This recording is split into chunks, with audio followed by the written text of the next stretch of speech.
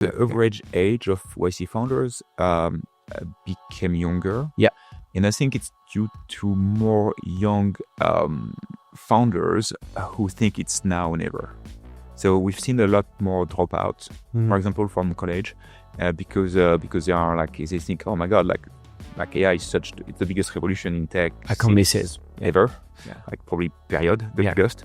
And so they want to be part of it. And that's now. If you are a technical founder and you use AI, you are a more formidable technical founder. Yeah. Let's say you are a product manager, like a product founder, and you're using AI, that gives you superpowers. Yeah. You don't need the technical person to implement your idea. You can actually prototype them right away. When you are at scale and maybe you are making like 10, 20, 30 million opportunity for these companies is to disrupt themselves because they already have customers. If they don't do anything, these new startups are going to eat their lunch. Exactly. They don't have a chance. So they have to disrupt themselves, but to disrupt themselves, it's nearly a pivot. We invest in founders first. In ideas. Companies first. Yeah. So it's more like, I love when founders kind of figure out the best idea and find product market fit. Yeah. But it doesn't go the other way around. It's not like, hey, that idea is the best one. Let's find a founder to do it. Yeah.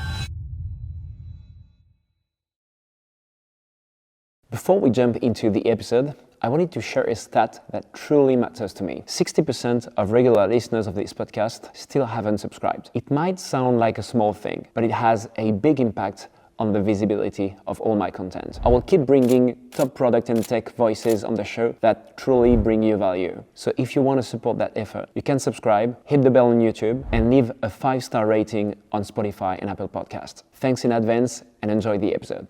Hey, Nicolas.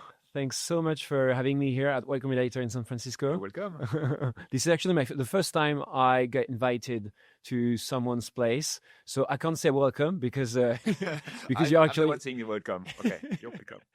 And so I'm actually super happy to have you on this podcast because you actually my last episode on the week of the trip. I've been recording around 25 interviews, I believe, and so I just told myself that's a good way to wrap up this week, saving the best for last. Best for last. Okay, you set expectations now. So today what do you say? I hope I won't disappoint. No, you won't disappoint at all.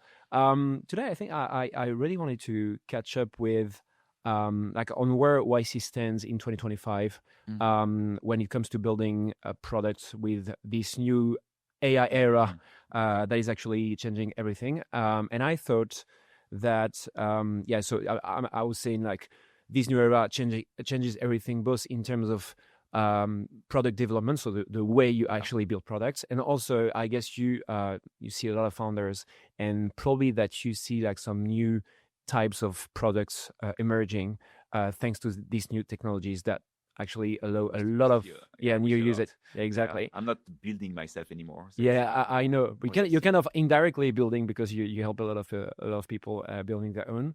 I've got a bunch of questions around product and AI at the intersection of product and AI. Let's go. Does that sound okay? Yeah. Cool. So my first question would be around maybe to start off around Y Combinator.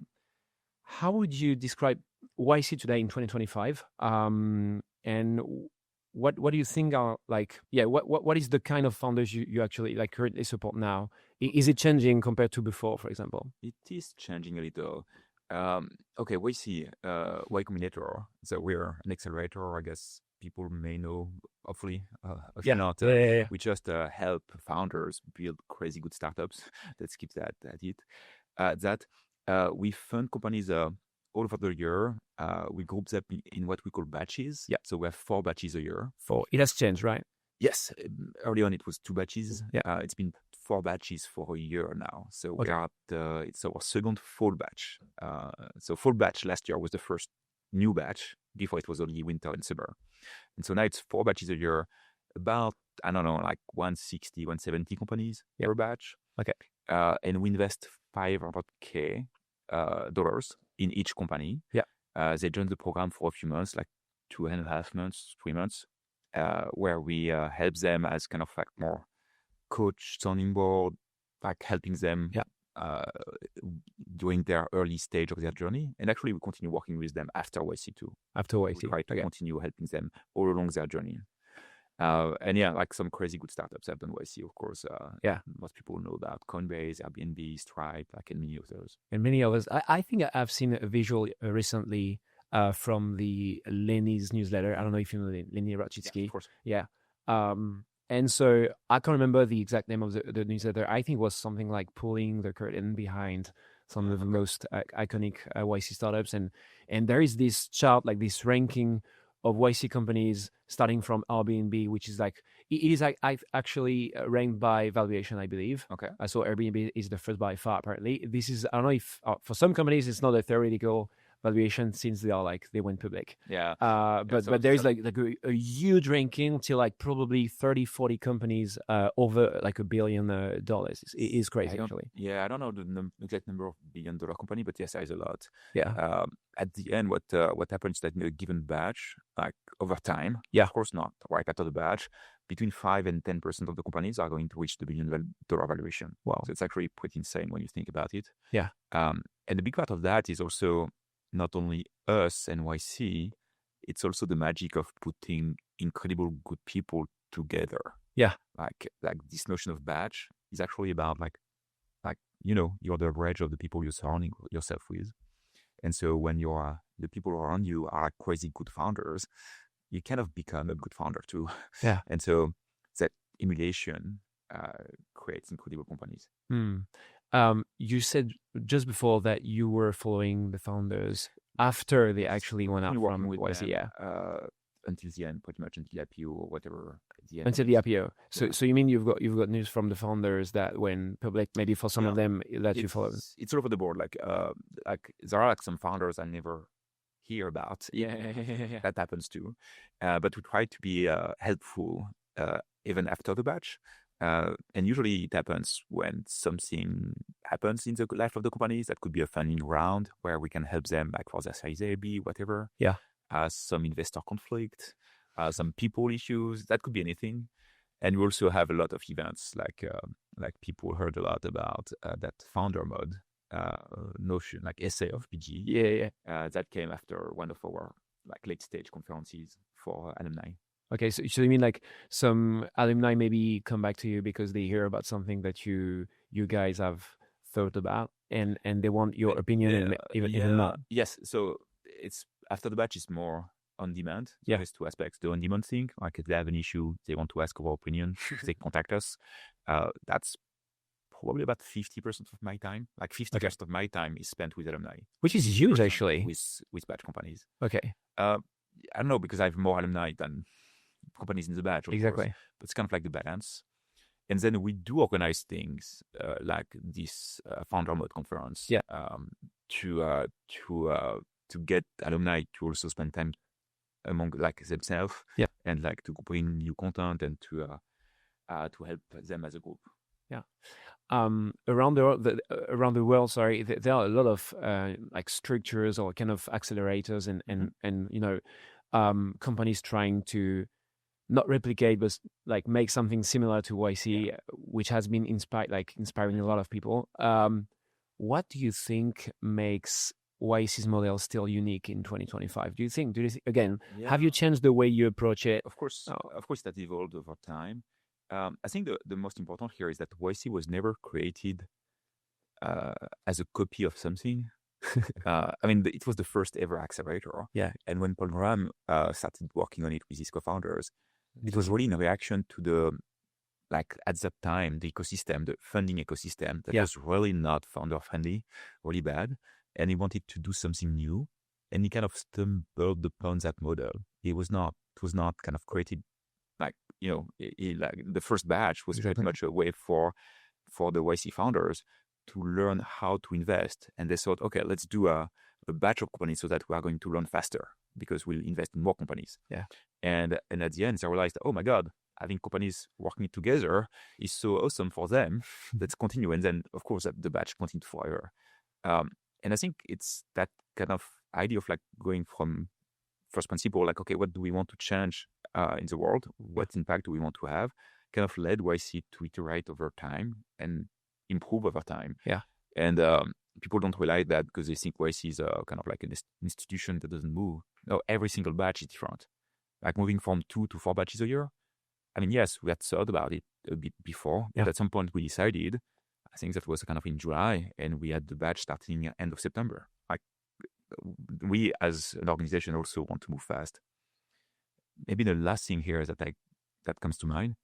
Like, we have 15 partners now. 15. Okay. All partners are founders. Yeah. Like, all have had some good success. I've seen the bad, the good. That's a criteria. And actually, at this point of time, all YC partners are YC founders. Did YC as a founder. Oh, okay. And our mission, in a way, like our personal goal, is to make YC the YC we would have loved to have when we were got through the program as founders. Yeah, exactly. So it's always about like improving the program for the next generation of founders. Has it changed a lot for you? For example, I can't remember exactly in what years you Algolia was winter 14, like 14. over 10 years ago. More than 10 years ago. Yes, things have big changed, like so many ways. Yes, of course. The result that YC brings on the table is very different. Like he's building, for example, in the SF. That's an incredible place to work. Yeah. During the introduction, I told you about this new era of AI products.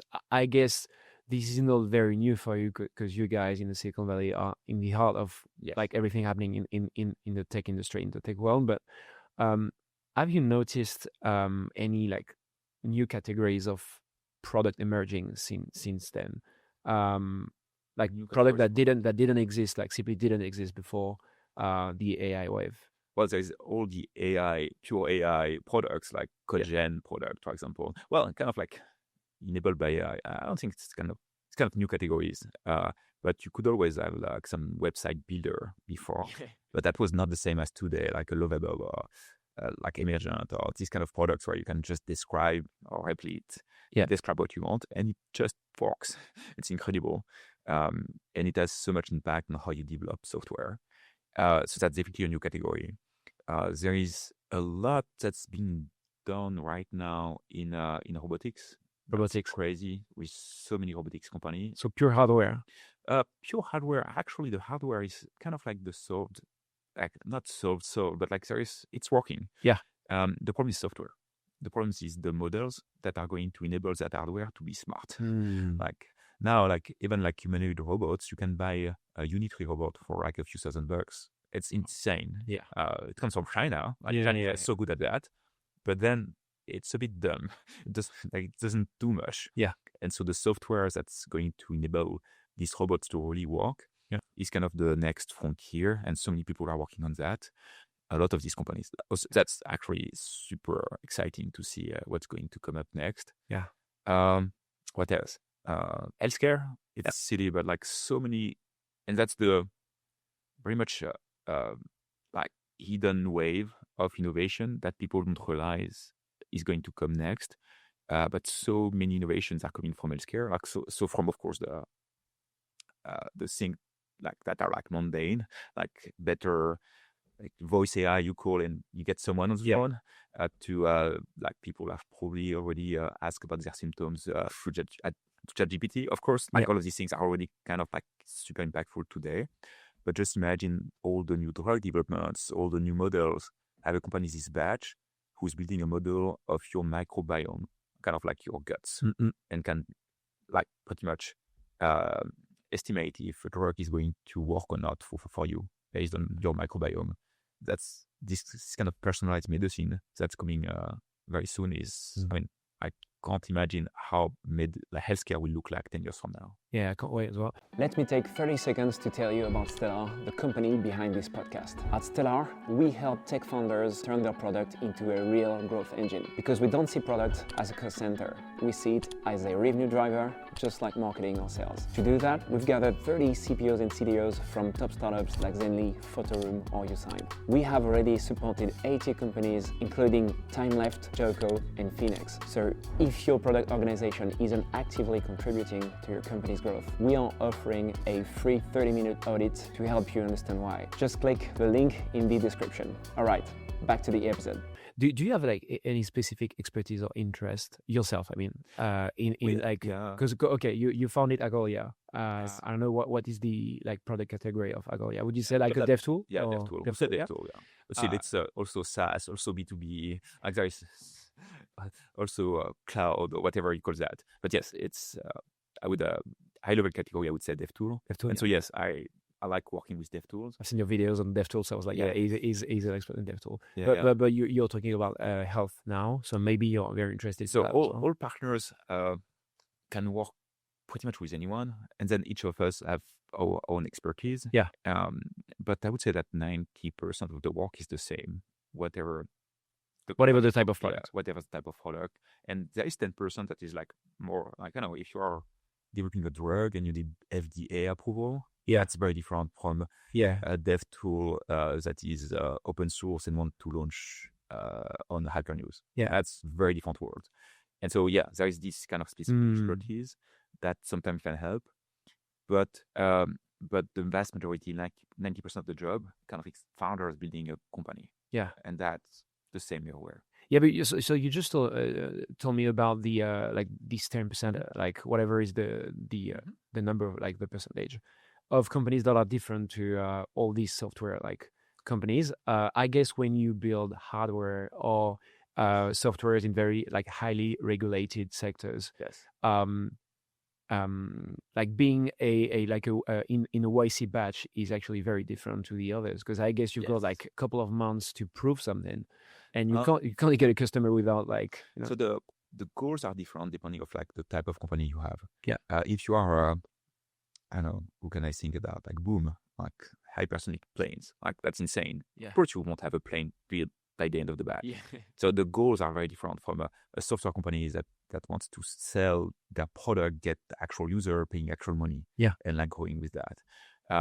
For like kind of like these kind of moonshot hardware companies, for example, it's going to be more a question of LOIs, like finding the right partners, making progress on de-risking the tech. It's not going to be about actually ARR customers and ARR. Exactly.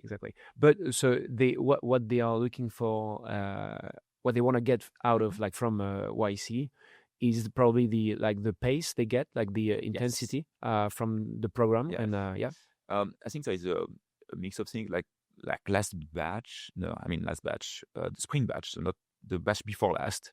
I was working with Seagallery Technology. And the founder of Seagallery is Chad Rigetti, who built Rigetti Computing, who is a public company nowadays, like valued like 16 billion or something. Doing sorry. It's fine. But that. Sometimes. Is it coming in French or is it coming in German? Photonics. No. Oh my God. Anyway, say it again. Next generation of computing. Quantum computing. Okay. So he's doing quantum. Doing quantum computing, like with Rigetti, and now with Seagallery, he's doing that again. Building quantum computers that are kind of designed to work for the AI workloads, like really designed for the AI use case. And he did YC again.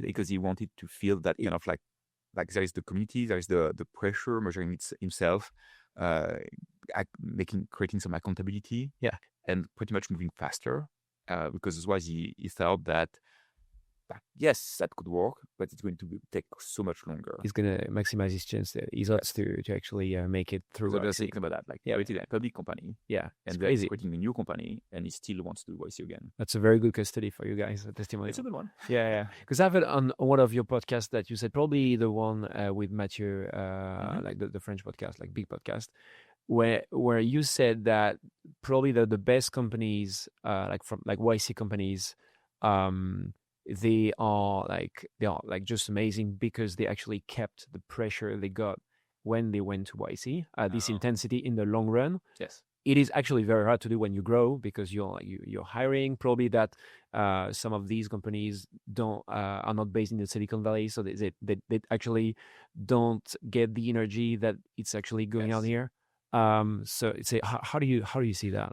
Yeah, I think that's kind of like a good predictor of success or not. Yeah. Like what happens in the few months after YC. Well, of course, every company is unique, so I don't want to make generalities or something. Of course. But yeah, like usually during YC, people move way, way faster. And if they can keep the pace after, kind of sky is the limit, pretty much. Yes, and so it's kind of like a very good predictor of success. Yeah.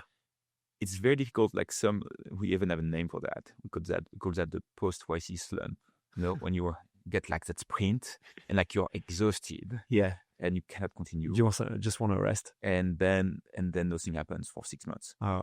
It's very difficult to recover from that. Yeah. So it's all about keeping the pace. And that works. I mean, that's possible. That's what we did with Algolia. We were actually going back to France after the batch. Yeah. I mean, a year later, I came back in SF, but for a year, we were all in France. Yeah. Flying back and forth.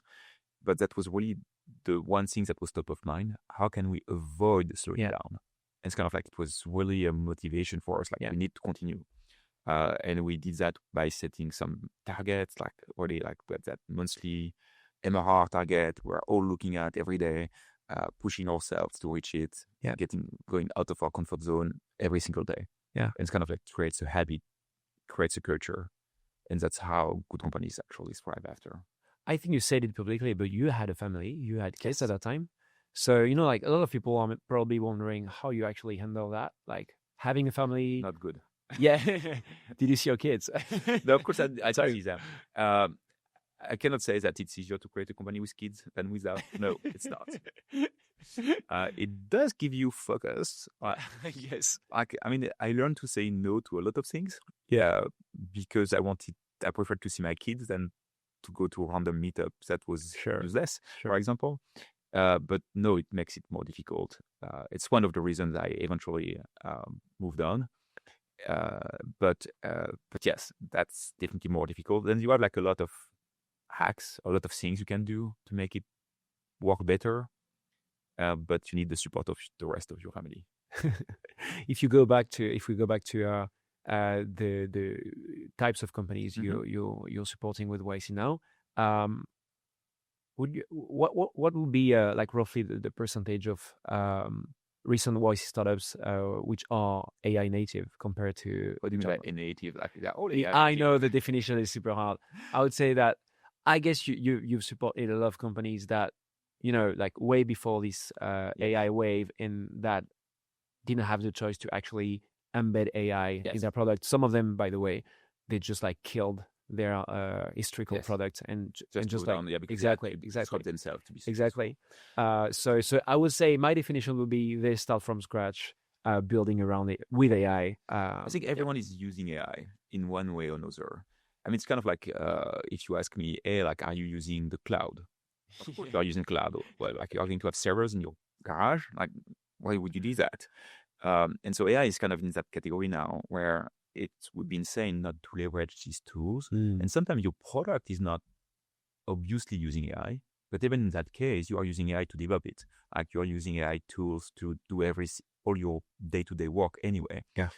And if you were to create any, like, I don't know, a SaaS product, and you tell me, no, I don't want to use AI. I mean, are you crazy? Like, why not? Like, it's kind of an incredible tool that can help you build a better product. So of course you use it.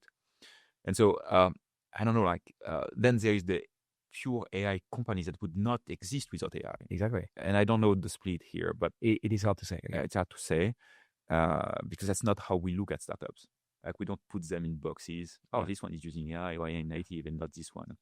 Does that make sense? Yeah, but I guess in all those founders that pitch their product when they want to get in YC, you see a lot of AI, anything like everywhere on the deck, and I guess it was not. We would not read decks.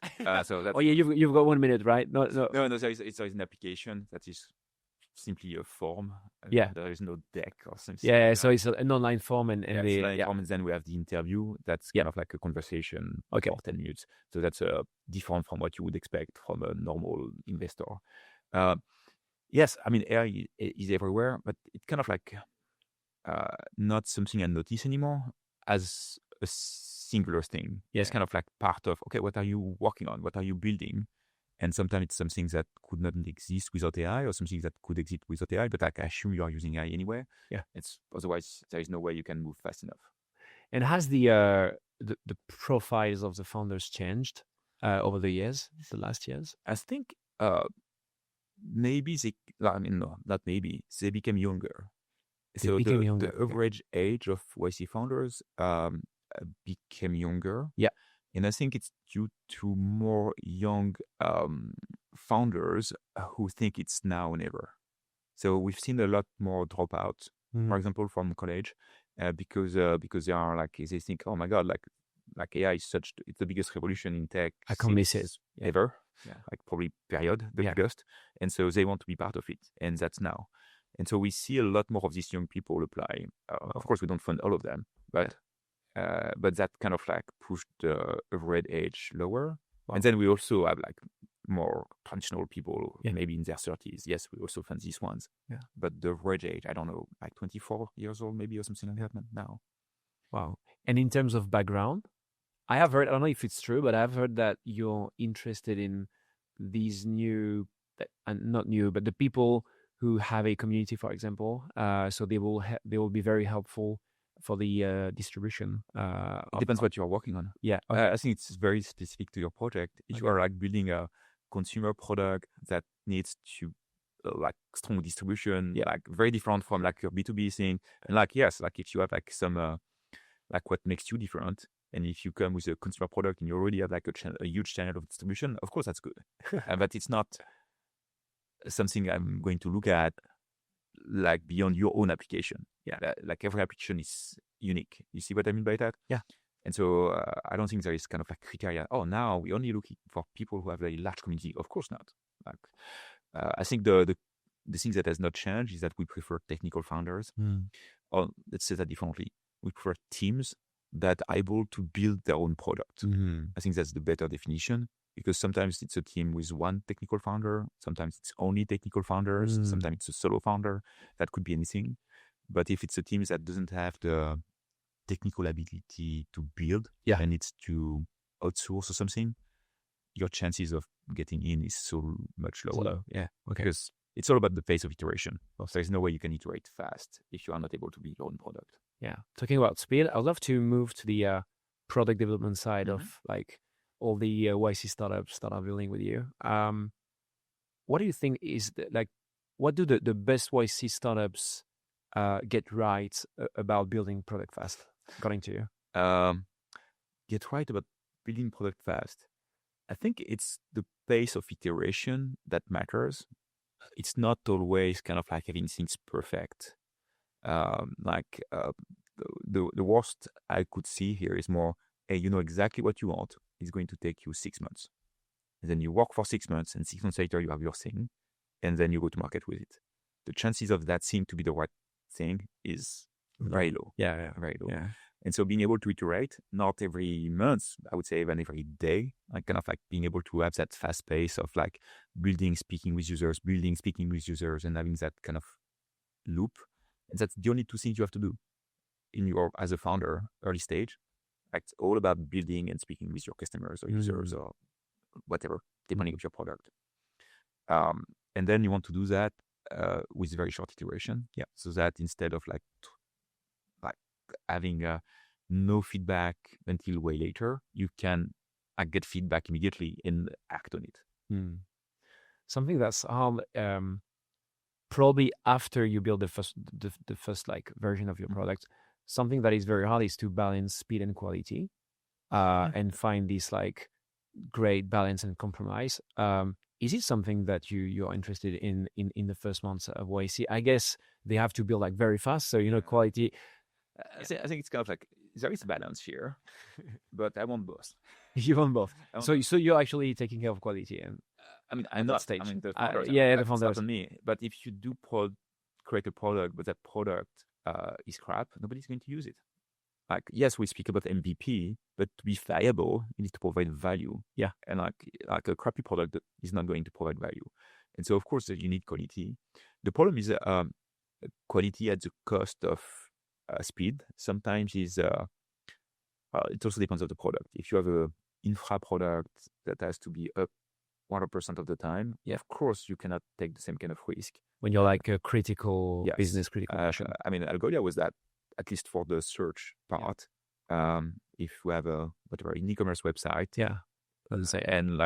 and search is a big part of their business, we can put down, period. And so, of course, we are not going to take the same kind of risk, or the way we would deploy would be very different, because we cannot just wing it. We have to be very careful. But say the administration UI is not as important, because if it crashes, okay, we're going to fix it. You see what I mean? So the criteria are different depending on the product and how critical your product is for the customer. And so it's a balance to find. But overall, you simply cannot deliver a product that's full of bugs. That's not going to go far. I mean, that's okay very early on. You get like feedback. Then you get feedback that it doesn't work. Then you improve. Is it okay to get customers find the bugs for you? Yeah, sometimes. Depends of the situation. Early on, I think it's okay. Like, they are just beta testers.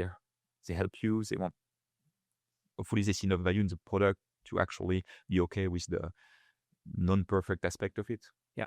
I invited the CEO of a company that went through a YC called Formance. Okay. And they kind of say that they are like mission, like business critical. Okay. So the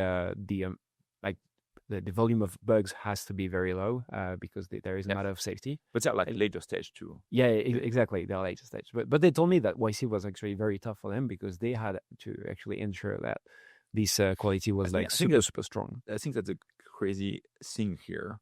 YC is not about dictating the balance between the two. It's on you to decide what is important for you as a company. We are not your company. You are the founder. So the founders have the whole control. We are, however, going to push you out of your comfort zone. And because we push you out of your comfort zone, if you act well, of course, you are going to do more. Stretch yourself. Yeah. When you push, let's say, like you have that quality, it cannot crashes. Yeah. And then you have that constraint of like, I need to get more revenue. I have that goal for next week that I really want to reach. I don't know how. You're going to become creative. Yeah. Go out of your comfort zone and do things that you would not have thought about otherwise. And it's kind of like there is such an emulation here. It's kind of maybe sounds crazy, but you develop superpowers. Yeah. You just become someone more formidable because you figure out a way. And if you don't push yourself and you stay in your comfort zone, well, you stay in your comfort zone. So what can I say? It's not going to go as fast. I guess this is even tougher for companies such as Formance, because I didn't go to YC, but they compare themselves to the other companies that maybe do not have the same requirements, but that they are like, these companies are growing very fast. So they're like, we're mission critical. These guys are doing like 10x per week. And so I guess this is very good for the company itself, because the pace. My guess is that I don't know. You will have to ask them. But my guess is that whatever phase they got, however fast they went faster. Exactly. It's not you shoot for the stars and you land on the moon. That's already much better than not taking off. You see what I mean? Yeah. Compared to a few years ago, I love to compare to a few years ago. What's different, according to you, in how YC founders approach product development now that they have all these new AI tools at their disposal? So for the audience listening, I'm talking about probably prototyping tools, for example, all these cursor, Lovable, V0, Replit, anything, whatever is the tool. I mean, they go much faster. Yeah. So they all use it. They all use it. I think I don't remember the stat. The last stats I have in mind was that 95% of their code was Code. Oh, wow. So it's kind of like the vast majority of their code. Let's be clear, like still early companies. And so they don't have like a crazy vast code base, super complex. So it's probably easier for early stage code bases. I think they don't consider code. I mean, I don't think code is critical IP anymore. like code has become a commodity. Like it's okay to throw out code and do that again. Yeah, it's okay. Kill it, do over. Yeah. 5 years ago, your code was your most important IP. Yeah. Today, evals are more important. Evaluate correctly the output of the code gen is what matters, not the code generated. So it's more about the result than the mean, like the way to go. Yeah, and you can like the truth is that all these code gen tools have never been as bad as today. Okay, they're only going to get better. Yeah, you see what I mean? And they're already incredible. A year ago, they were not. A year ago was when people were like, they started using Cursor and these kind of tools, maybe summer last year. Yeah. Like early on. So now it's like, of course, like a batch later, everyone was using it. Yeah. Because it helps them to go so much faster. But it also means that, let's take, I don't know, like a B2B SaaS to classic idea. Instead of pitching a Figma to your prospect, you build a working prototype, and you show the prototype, and people can interact with it. And I mean, the sales process itself is accelerated. Yeah, you see what I mean? Yeah. Everything goes faster. The stat again from I didn't work the summer batch. We alternate, so each partner only do 2 batches a year, and so I'm doing the fall batch. So I did the spring batch and didn't do the summer batch. In the spring batch, compared to when I went through YC. So when I went through YC, our aspirational goal was to grow 7 to 10% per week. Okay. For a company like MRR and so on. Yeah. Maybe 1 company, 2 companies in the batch did that. We kind of like succeeded at doing that months 2 and 3, not months 1. And we're like so excited. Like it was kind of like incredible result. The average growth across all companies in the spring batch was 12% week over week. Wow. So the speed today is, on average, is better than the aspirational goal we had 10 years ago. Yeah, so probably that Algolia would have grown like faster, probably. Again, that's an hypothesis. Compare, but most companies are. Yeah, and the expectations thanks are way to that. higher. And that's AI, of course. Like, that's the reason things go fast. Like the main reason things can go so much faster. And you make me realize that there is, like among engineers, a strong emotional attachment to when they code, like to the code they actually produce, like in like not founders, hopefully. Not founders. Otherwise, like that's going to be. But thanks to these new tools, you don't spend like I was about to say hours, but you don't spend days and weeks to like produce code, and so now maybe this attachment is lower than before. So you it is actually easier to kill the code that you've produced. Yeah, exactly. I think that's the right way to look at it. And then, of course, it depends on the company. If you are like a low-level infra company, that's probably different. The level of quality of your code, the expectations, of course, that's kind of like generic. Yeah. So you have all companies, but there are many exceptions. Yeah. Again, I'd love to have your take and opinion about something. Back in Europe, so I think like all the companies are kind of playing with all these new tools, regardless of their size. I mean, like early stage founders and post PMF, if we can call that so. But what I hear a lot from the founders, and especially from engineering teams, is that all these new tools, so they generate code, but I hear a lot it doesn't scale, or I hear a lot the quality is not high enough so that we can actually use these tools like on a daily basis all the time. And they said that the backend side of the product cannot be made by these new tools. What do you think about that? How do you think about that? I think there is like some truth in that, but that may not be true anymore in 3 months. Okay, so it's okay. I think you have to, again, that's what I was saying when like it's never been as bad as now. Yeah. I mean, the pace of progress is incredible. Yeah. Like, I mean, 3 years ago was ChatGPT, right? It's only 3 years old. It's when you think about it. End of 2022. Like in 3 years, the changes in just 3 years. Yeah. I just simply cannot imagine what's going to happen next 3 years. Like 3 years from now, of course, these things will be solved like long before 3 years. And what I mean by that is that like people should be very careful about assuming that because something doesn't work just today, it's not going to work a month from now. Look at I think the easy one is because CodeGen, code is not something most people see with their eyes. Yeah. But people see images, videos. Look at the Sora tool is what incredible it is. Like, do you remember when we had this image is with like 6 fingers? That was yesterday. Yeah, it was yesterday. And last day, like any kind of like image generated by AI, you cannot tell the difference. Sora is crazy. Huh? You cannot say it's Sora. You can still say it's AI. Video, you can still say it's AI. Yeah, mostly, not always. Images, no way. I mean, no way. I cannot tell. Like, you take a picture of you, I can make you do something, and nobody will be able to say it's AI. And the video is nearly there. We're kind of like very close. I still remember the first time I had that. We started to fund voice AI companies. One of my first was a company called Alex.com. Yeah, they do an AI interviewer. And they did the Winter 24 batch. That was not even 2 years ago. Back then, like now it's so normal, but back then, being able to be interviewed by an AI, it was all new. Like a human, yeah, it was mind-blowing. Yeah. What? AI is already capable of doing that?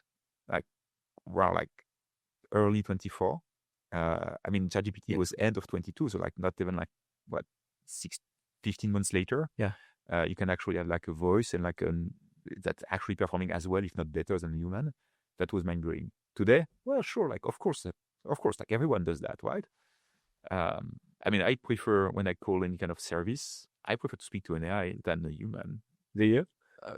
Like the human is going to be, I don't know, in the Philippines, in India, won't have any context, and like will just read the script. Yeah, better an AI to do that, and the AI is going to be, it's never going to get mad at you, very patient. And often actually useful because it has access to all the data it needs to answer your question. Yeah. And it's often a better experience. Yeah, exactly.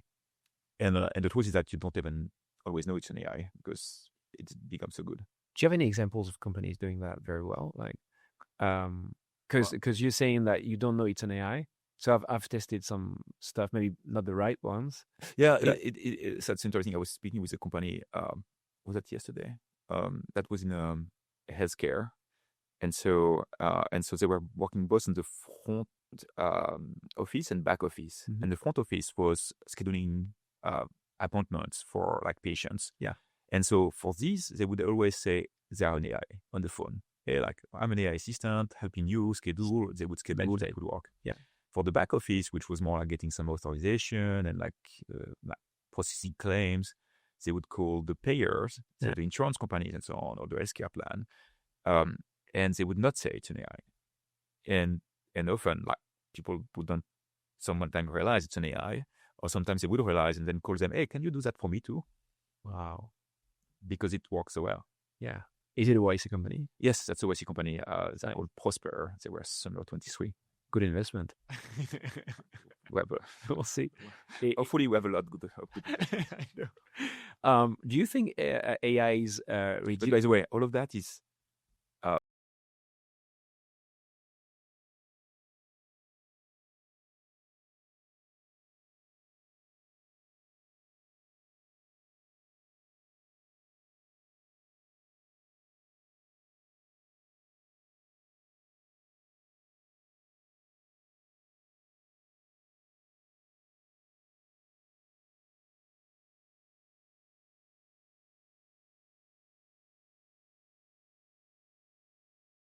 access to some future model faster, whatever. But like it's not, it's a matter of months. It's not years ahead. So I mean, anyone can actually use it. So anyone can build that. Yeah. And so the interesting thing here is that there is no mode anymore on the tech for this kind of tech. And so you have to create a default mode, like default thing. And that's where I would go to distribution, execution, evaluations, like evals. It's kind of like, that's why evals have more value than code, because that's how you kind of like make the AI behave the way you want. Eval will be a mode for you. Like I think that mode is maybe not the right word. Yeah, like it's kind of like core an advantage. Yeah, it's a core IP, like super valuable IP, because like the people who are able to reproduce. Let's take any kind of vertical, like accounting, lawyers, like whatever. Like you are trying to make AI do some of the repetitive work of humans. This repetitive work, how do you make sure the AI does it well? You have to evaluate the AI. Yeah. Building the right evals for each task, and you can go pretty granular, has tremendous value, because that's how you guide the AI. That's how you make sure that it's working well. That's how you create these guardrails that it's not going to hallucinate stuff. And that's kind of becomes more of the important skill versus actually coding. Anyway, everyone has access to the same models. But when I hear you and when I see like the pace of how everything is going in this AI world, I feel like evals are going to be like very soon. Again, I say again, I think evals is not going to be something that could be like kind of a mode. I think it's going to be again automated by AI again, or like handled by AI in the future. At least today, you still need humans to do evals. Again, we're talking about this, that can you trust the AI? Yeah, no, I don't think we're there yet. Okay, I think the evals are like really critical today, and probably will stay critical for a long time. Okay. It's not. I know it's very complicated. But. Yeah, it's not the creation of the eval itself as much as the quality itself. And today, if you want to replace the task of someone, you want that someone to be able to explain what they do and what's good and bad. Yeah. Versus trust an AI that has been trained on all the content on the internet, but not on that specific task. Do you think AI is reducing the advantage of technical founders or making them even more powerful? What's your vision about that? It's making everyone more powerful. Everyone. So if you are a technical founder and you use AI, you are a more formidable technical founder. Yeah. Let's say you are a product manager, like a product founder, and you're using AI, that gives you superpowers. Yeah. You don't need the technical person to implement your idea. You can actually prototype them right away. Now, you can prototype them. You may not be able to go to the last mile of like putting everything in production. Yep. And especially when you want to scale. That's when you need still technical founders. And so I would say a technical founder still has a lot of advantages compared to a product founder. But the product founder also benefit, like, I don't know, in this kind of same. Both get superpowers. Yeah. You told me in the beginning of this podcast that you're still following companies that are like that went out from YC a long time ago. So maybe you have an opinion about what is going on in all these like bigger companies that what you see at YC. How do you see product and engineering organizations evolving in the next few years because of AI? This is like, by the way, probably one of the biggest question I received when I informed my audience that I was coming here. Back in Europe, we were all wondering, I mean, what will these companies look like scale-ups look like in the coming months? I don't know. Cool. So we're on the same stage. I don't know how it's going to look like. Again, like the ChatGPT moment was just 3 years ago. Yeah. And so if you are planning for the next 3 years, I have no idea. Like as of today, we can have ideas of like what people are trying. So maybe now, do you see any change? In the future, it's so difficult. No, I think, so what's interesting, it's not necessarily I don't know, actually, it's like a product question here too. Well, you could say that Europe is late on what the product function, a good product function is. I think we have caught up a lot since my time. I remember like 10 years ago, we were so bad in Europe. Like there was no good product managers. Yeah. It was so difficult. But in SF, there were like great ones. Yeah. I think we probably have caught up. Now, what I'm seeing here is that these companies that are a little later stage, I think their biggest challenge is to change. Because the problem when the bigger you are, the more inertia you have, the more difficult it is to like change and update things. Make profound change. Like we're speaking of like founder like doing evals and like not focusing on the code. Well, a new model is released. So just plug it in. So you look at the eval. Oh, it's 10% better. Released. That's it. How long? An hour? I don't know. Like it goes super fast. Like, it's a matter of maybe a day or two max. Legacy company, they have to discuss. They have to make sure. Like 6 months. Yeah. 6 months later, another model is already outperforming that one anyway, and so they cannot really compete at the same pace. And that's only if they are already implemented leveraging AI models. And I think the difficulty for these companies is to disrupt themselves because they already have customers. If they don't do anything, these new startups are going to eat their lunch. Exactly. They don't have a chance. So they have to disrupt themselves, but to disrupt themselves, it's nearly a pivot. Yeah. And that's the most difficult thing to do when you are at scale and maybe you are making like 10, 20, 30 million ARR already. It's insanely difficult. Yeah.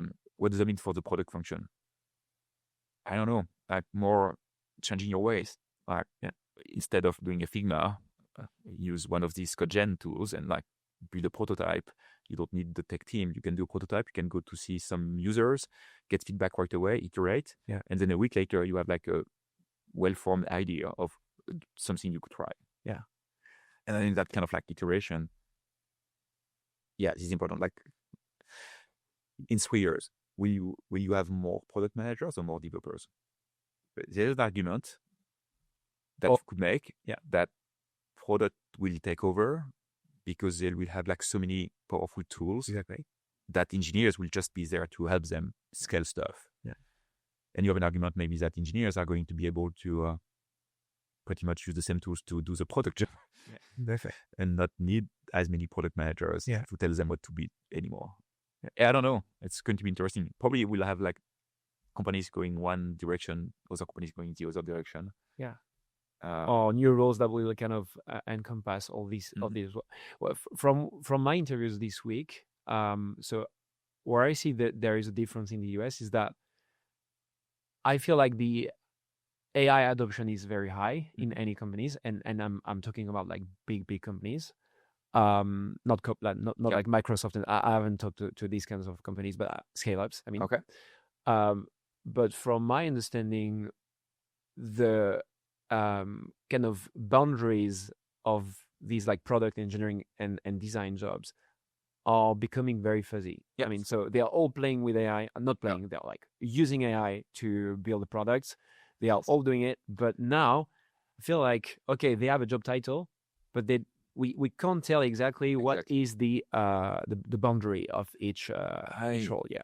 High agency people will win.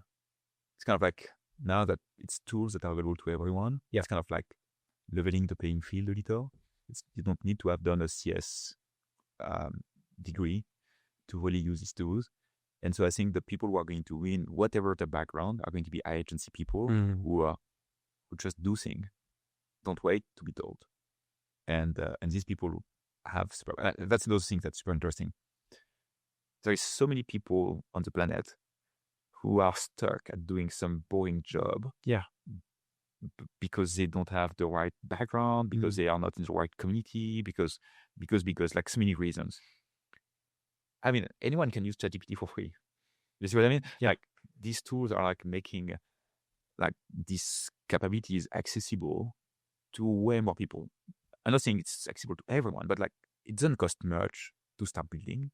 Like these website builders, these app builders. It's not a website. Actually, it can be an app. Anyone can use them, and usually they have like free credits. You may not even have to pay to get something going, and maybe that's your next job. Maybe that's your next business instead of whatever you are doing so far.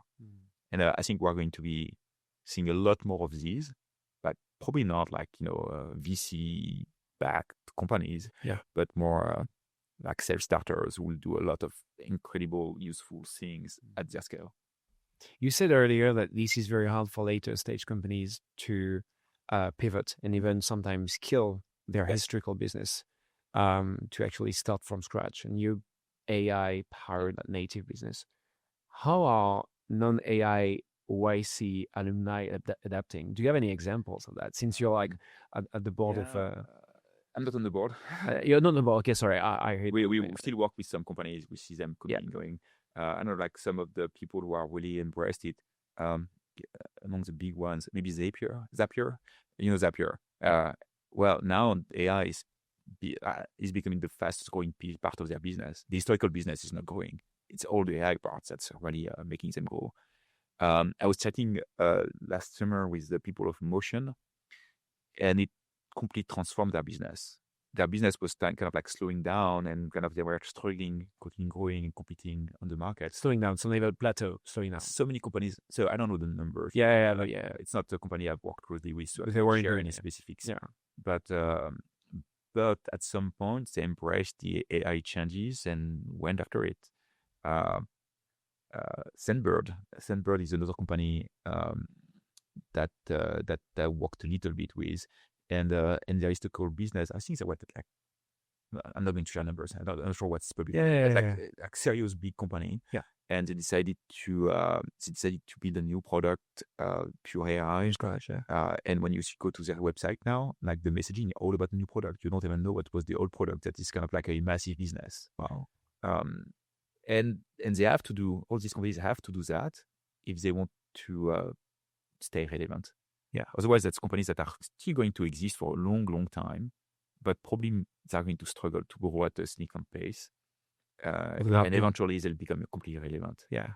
And that's kind of like for big companies, but even like a company that was founded in 2020, 2021, 2022, these companies are AI native. Wave. Even these, you have to open your eyes and like make sure that you follow the innovations to not be lost. This is so hard for them, by the way. Just before the AI wave must be so frustrating. Why not? Again, I would argue that some of these companies are actually doing incredibly well when they.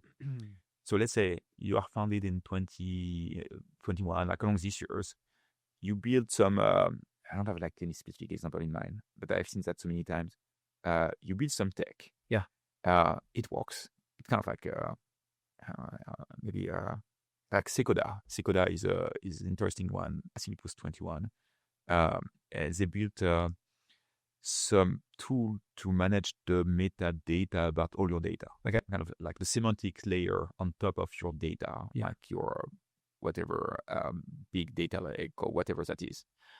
And later on, they built an AI agent that you can ask questions about your data. Okay. That AI agent is pretty much like a Q&A on your data, right?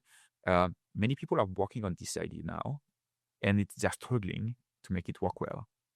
They had such an understanding of the data from their initial product that they can make that agent 10x better than anyone else. And nobody has that asset. The same when sometimes people create, like as part of their jobs, create a lot of data, a lot like they have like sometimes it's infra, sometimes data, and then when they create that AI product, it benefits from all the work, and that makes that AI product 10x better than the ones that the new startup is creating. So when you can leverage that asset, and nobody is going to create it anymore, but because you started before the AI wave, you actually did that work. Yeah, it's available for you to actually perform later, and that happens often. That happens often. Like some of them are able to actually get that inflation. But even look at some big companies like people like Replit. Replit is crazy, growing at an incredible pace. Yeah. Never seen a before in their life. Yeah. And they were like they had like a good growth, and then inflection point when they released their AI agents, and like kind of like through the roof. Because they founded the company. Because they have Replit. Yeah. Like that works because they have Replit as the backend. Yeah, people know like Replit as for their like current like this tool, like this new tool, but they were founded like a long time ago. Yes, they were founded a long time ago, where people were, especially for students, were using like in schools a lot, like to prototype stuff, because you could code directly in your browser, and then run the software like directly from your browser. You didn't have to handle the complexity of AWS or whatever. You didn't even need to have like an ID on your computer. Yeah. And so that was super useful. That was cool. And they were growing, like they're like starting to have like people actually using their platform to actually run production code and so on. And then they released their like vibe coding agent pretty much, and that took off. And they could do that because they had all that data plus like kind of infrastructure behind the scene that was ready for that. Is it the same for Versal? I know Versal is very. Versal I don't know the exact story, Yeah. but the fact that they have Versal and they can add that kind of like a hosting capability of so many websites all over the world means that they have like crazy infrastructure that's available for anything that V0, their type coding agent, creates. It's super easy to deploy at scale right away. Yeah. And so anyone who's starting from scratch doesn't have that asset. Yeah.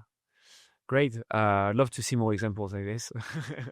I think I'll just like, we'll finish soon, so I'll just ask you a couple of short questions.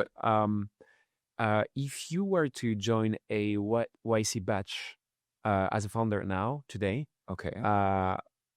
what problem would you personally go after? Oh my God, I have no idea. Not easy. I would not do that first. You're not do that. Why is that? Well, you ask because you're being too tough with you asked about family before, yeah. right? I mean, I've never been able to spend as much quality time with my family as I have since I left Algolia. So it's very difficult for me to go back. And like, I have a dream job today because I still are in the front row seat of everything that's happening. So it's cool. Super exciting working all of this with all of these founders. Yeah, that's just so cool. And I have none of the stress. Does that make sense? So the highs are not as high, but my lows are like, I don't have these lows that founders have to go through. Like the roller coaster is so much smoother for me. What would I work on? I don't know. Like there's so many. I think at this point of my life, I would probably pick an idea that either because it's has a high potential impact on the world, or because it's fun.